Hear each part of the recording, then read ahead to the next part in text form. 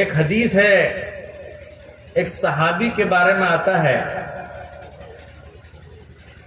کہ ان کی آنکھ کی بینائی ختم ہو گئی تھی،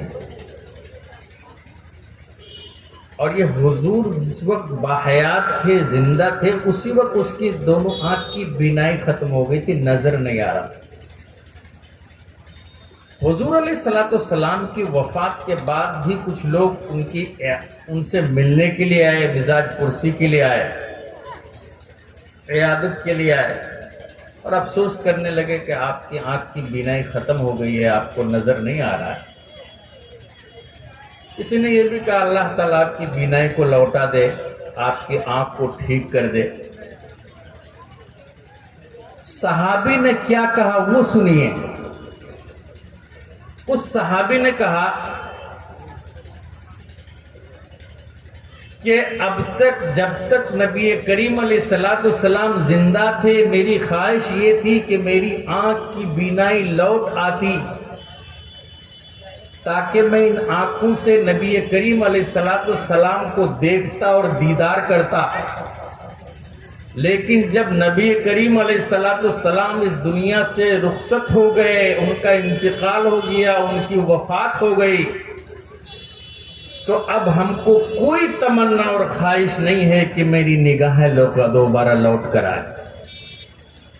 اور کہنے لگے کہ دبالا کے ہرنوں کی طرح بھی اگر میری آنکھ کی روشنی ہو جائے تب بھی میں اس سے خوش نہیں ہوں گا، اس لیے کہ میری تمنا جو تھی بینائی کے لوٹنے کی اس وجہ سے کہ میں حضور کو دیکھتا، جب حضور ہی نہیں رہے اب ان آنکھوں کی کوئی ضرورت ہی نہیں رہی۔ صحابہ نے اپنے آنکھوں کو بھی نبی کریم علیہ الصلوۃ والسلام پر قربان کر دیا۔ آپ میں سے ہے کوئی، ہم میں سے کوئی ہے؟ ایک بزرگ کے بارے آتا ہے، ان کو نبی کریم علیہ الصلوۃ والسلام کو خواب میں دیکھنے اور زیارت کرنے کا کافی شوق تھا، ہمیشہ دعا کرتے کہ اللہ کسی طرح خواب میں رسول اللہ صلی اللہ علیہ وسلم کی زیارت ہو جائے۔ اتفاق سے ایک مرتبہ خواب میں نبی کریم علیہ الصلوۃ والسلام کو اس بزرگ نے دیکھا اور زیارت ہوئی۔ ایک حدیث میں ہے آقا مدنی سرکار دو عالم صلی اللہ علیہ وسلم نے ارشاد فرمایا، من رآنی فی المنام فقد رآنی، اگر کسی نے رسول اللہ کو خواب میں دیکھا تو اس نے رسول اللہ ہی کو دیکھا۔ فإن الشیطان لا یتمثل بی، اس لیے کہ شیطان میری صورت کو اپنا کر کسی کے خواب میں نہیں آ سکتا ہے۔